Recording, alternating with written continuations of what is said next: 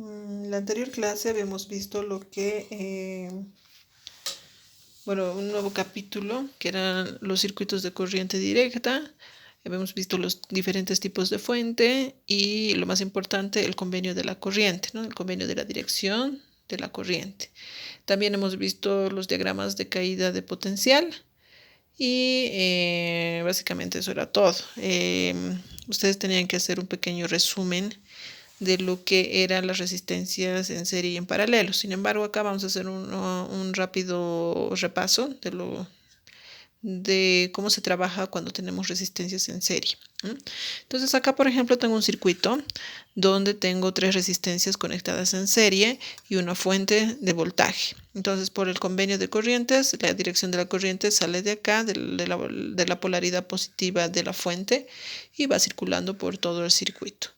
Entonces, en las resistencias en serie, experimentalmente vemos que la intensidad de corriente que sale de la fuente va a ser igual a la intensidad de corriente que entra a la resistencia 1, y lo mismo para la resistencia 2, va a tener la misma intensidad de corriente que va a ingresar a esta resistencia y a la otra. Entonces, escritas en una ecuación, pues tenemos la intensidad de corriente de la resistencia 1 es igual a la intensidad de corriente sobre la resistencia 2, que es igual a la intensidad de corriente sobre la resistencia 3. Y en cuanto a la diferencia potencial, decimos la diferencia potencial de la fuente es igual a la suma de las caídas de tensión sobre cada resistencia. O sea,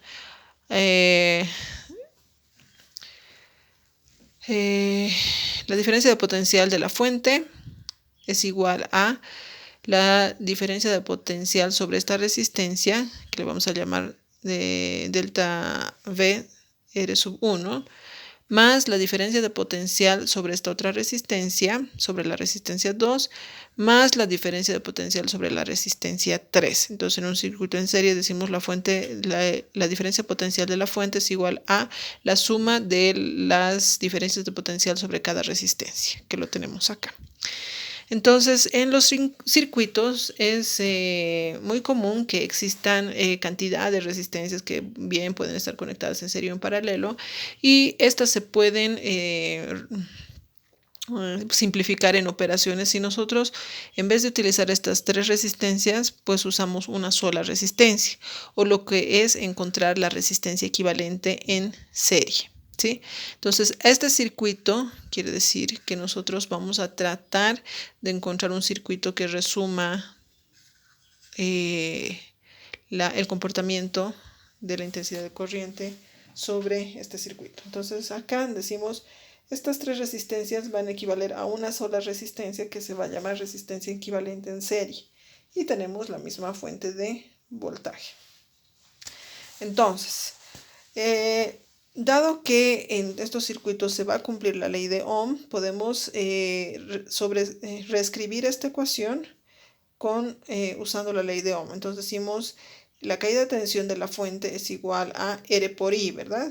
Entonces decimos la resistencia, en este caso sería la resistencia equivalente en serie por la intensidad de corriente que va a circular. Es igual a la caída de tensión o la diferencia potencial de la resistencia 1. Entonces decimos es igual a, el voltaje es igual a R por I. Entonces resistencia 1 por la intensidad de corriente sobre la resistencia 1, más caída de tensión o caída de diferencia potencial, que es lo mismo que caída de tensión, es igual a B es R por I según la ley de Ohm. Tenemos la resistencia 2 por la intensidad de corriente sobre la resistencia 2, más la resistencia 3 por la intensidad de corriente sobre la resistencia 3. O sea, esta ecuación está otra vez escrita, pero utilizando la ley de Ohm.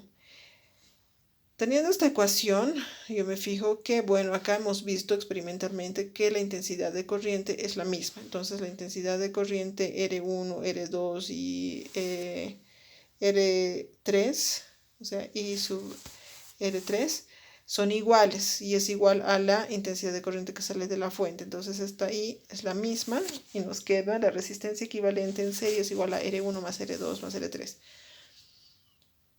Va a cumplir todo esto. Entonces, si nosotros tenemos un circuito que tiene más resistencias en series, de manera general, podemos decir que la resistencia equivalente en serie es igual a la sumatoria de las resistencias de 1 hasta n, ¿verdad? Entonces acá voy a complementar y voy a decir R equivalente en serie, por si acaso. ¿Ya? Eso, siempre y cuando el circuito esté en serie.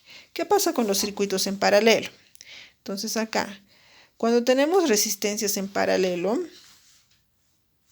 ¿sí? Yo tengo acá otra vez 1, 2 y 3 resistencias que están conectadas en paralelo. ¿Qué quiere decir? Fíjense, acá tenemos el elemento con sus dos terminales que se conectó a otro elemento y sus dos terminales coinciden, ¿verdad? Lo mismo con este. Entonces estas tres resistencias están conectadas en paralelo y experimentalmente se ve que el voltaje